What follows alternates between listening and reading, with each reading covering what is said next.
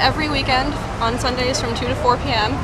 We've been here every weekend for about 3 years now, and we try to keep that up. And we're trying to get new people involved, so anyone can just show up. There's no, formal way of getting involved. Just show up. We always have extra signs and leaflets available. Most people are against fur, and they don't think it's socially acceptable to sell it or wear it. So I think in that way, it's just so important that people come out and speak out against fur. It'll make a really huge difference for these animals, because not only are they being killed for no reason at all, they're being killed in incredibly cruel ways. The Humane Slaughter Act doesn't touch them. They can be electrocuted, shocked, trapped, gassed, you name it. The fur issue is an issue that's really personal to me. I mean, I feel really close to fur-bearing animals. I lived with dogs and cats as companions for a long time.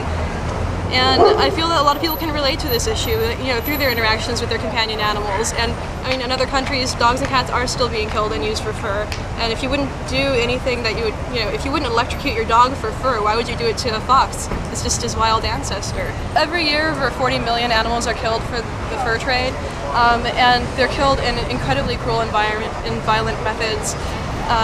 The most common way of killing foxes on fur farms is actually anal electrocution, which, as you can imagine, these animals are crying in pain for entire seconds as they're being electrocuted. And they also gas and trap and, break the necks. They do pretty much anything that gets the job done and doesn't hurt the pelt, which is all they care about.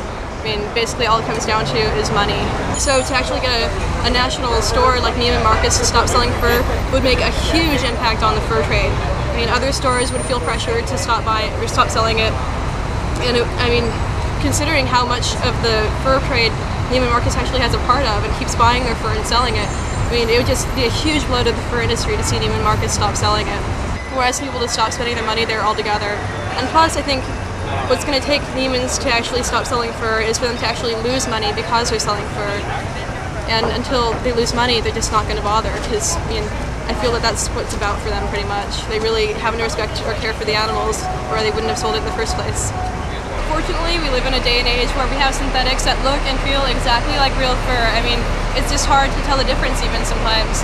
So to say that you like the looks of fur doesn't justify you actually wearing real fur. It's just as easy to go out and get synthetics. It's actually less expensive. So there's no reason to wear real fur that caused animals to suffer when you could just as easily go out and get a beautiful synthetic that looks exactly the same.